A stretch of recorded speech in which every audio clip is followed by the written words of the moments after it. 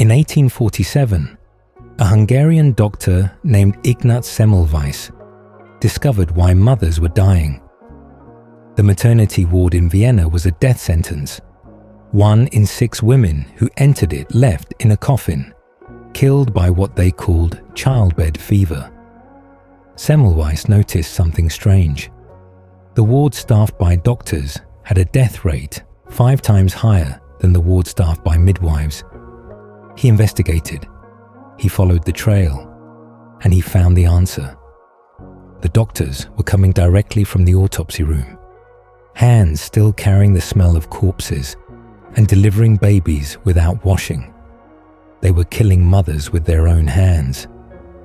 The solution was simple: wash with chlorine. He implemented it in his ward. The death rate dropped to nearly 0. He had proof. He had data. He had bodies that stopped piling up. He tried to tell them, and they destroyed him for it. The doctors did not say thank you for saving lives. They said he was insulting them.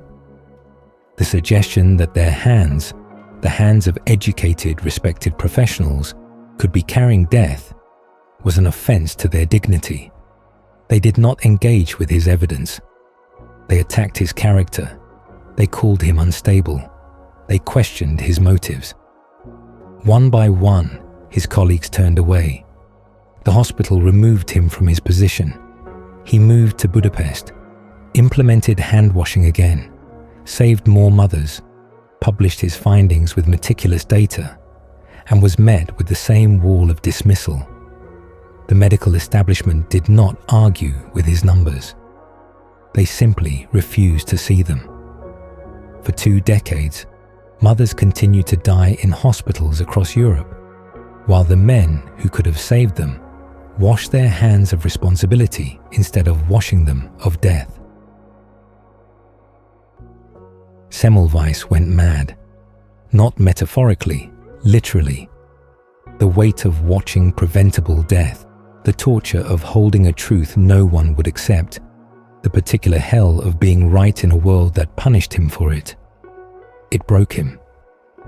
In 1865, his colleagues lured him to an asylum under false pretenses. When he realized where he was and tried to escape, guards beat him so severely that he died 2 weeks later from his injuries. He was 47 years old. He had discovered one of the most important medical insights in human history, and his reward was to die in a madhouse, beaten to death, while the doctors who killed him went on killing mothers with clean consciences and dirty hands. This story is not about medicine.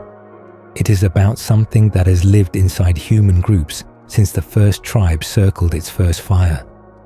Something Dietrich Bonhoeffer would later identify from a Nazi prison cell, watching his own country embrace a different kind of madness with the same impenetrable certainty. He did not call it ignorance. Ignorance can be educated. He did not call it evil. Evil can be opposed. He called it stupidity, but not the stupidity of low intelligence. The doctors who rejected Semmelweis were brilliant. They had read more, studied more, knew more about the human body than almost anyone alive. Their stupidity was not a deficit of intellect. It was a surrender of it, a handing over of their own judgment to the collective judgment of their tribe. And once that handover was complete, no evidence could reach them. The evidence was not evaluated. It was experienced as attack, and the man carrying it was destroyed. You have met these people. You have sat across from them at dinner tables, in meeting rooms, in comment sections that should have been conversations. You presented the evidence, not angrily, not arrogantly, but clearly, carefully, the way you would show someone a map when they insisted the road went the other direction. And you watched the evidence not land, not because they were incapable of understanding it, because something in them had decided, before you even opened your mouth, that understanding was not the goal. Belonging was the goal. Consistency with their group was the goal. And your evidence threatened that belonging in a way that made it not just wrong, but dangerous. They did not see data. They saw betrayal. And they responded to betrayal the way tribes have always responded, by closing ranks against the traitor. Bonhoeffer saw this from inside a nightmare. He watched Germany, one of the most educated nations in the world, home to philosophers and poets and scientists who had advanced human knowledge for centuries, surrender its collective mind to a movement that any individual thinking alone would have recognized as monstrous. But they were not thinking alone. They were thinking together, and thinking together under the pressure of belonging produces something that is not thinking at all. It produces alignment. It produces repetition. It produces the comfortable warmth of agreement and the terrifying cold of expulsion for anyone who breaks rank. The pressure is so great that people will believe absurdities rather than face it. They will watch atrocities and call them justice. They will see evidence and call it conspiracy. They will destroy a man who is trying to save them and feel righteous doing it. The mechanism is always the same. The evidence arrives. The evidence threatens the group's identity. The immune system activates. The evidence is neutralized, not through counter-argument, but through dismissal, ridicule, character attack, or simply a refusal to perceive. The person presenting the evidence is recategorized from one of us to one of them. And once that recategorization is complete, nothing they say can be heard. They are speaking from outside the walls now. Their words are enemy words. Their facts are enemy facts. The group coheres tighter around the shared rejection of what it cannot afford to see.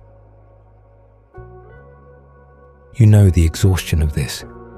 You know the particular despair of being right and having it mean nothing. You know the way it makes you question yourself. Maybe you are wrong. Maybe you are crazy. Maybe the world has access to something you are missing. You have fact-checked yourself at 2 a.m., looking for the flaw in your reasoning that would explain why no one else can see what seems obvious to you. And you found no flaw. The reasoning holds. The evidence is solid. The conclusion is sound. But soundness does not matter to a mind that has been surrendered. Soundness is just another threat to be neutralized. Semmelweis could not save the doctors who rejected him. He could only watch them continue killing while calling themselves healers. Bonhoeffer could not save Germany. He could only refuse to become what his country had become, and pay for that refusal with his life. You cannot save the people at your dinner table, in your office, in your family, who have handed their minds to something that thinks for them. This is the hard truth. Not because they are evil, not because they are broken beyond repair, but because the door to their perception has been sealed from inside, and you do not have the key. Only they have the key, and they have forgotten they are holding it. What you can do is what Semmelweis and Bonhoeffer both did imperfectly, but essentially, refuse to surrender your own mind. The pressure to capitulate is immense. The loneliness of seeing clearly in a world gone blurry is its own kind of madness. The temptation to just agree, just nod, just let the false thing stand unchallenged because challenging it costs too much. That temptation is there every day. And some days you will give in to it because you are human and you are tired and you cannot fight every battle. But you will not give in all the way. You will not hand over the keys. You will keep some room, some corner, some inner chamber where your own judgment still operates, still checks, still asks the dangerous question, but is it true? The fools will call you what they called Semmelweis: arrogant, unstable, offensive. The group will close ranks against you the way groups always close ranks against the one who sees what the group has agreed not to see. You will be lonely in ways that people who have surrendered will never understand, because surrender comes with the warm comfort of company and clarity comes with the cold wind of standing apart. But the mothers lived. When Semmelweis washed his hands, the mothers lived. He did not save the doctors. He did not change the system in his lifetime. But in his ward, in his hospital, in the small circle of reality he could control, the mothers lived. That is enough. That has to be enough. You cannot wash the hands of people who will not see the blood, but you can wash your own. And in the small circle of reality, you can control, you can refuse to let the preventable deaths continue. That is the only victory available, and it is not small.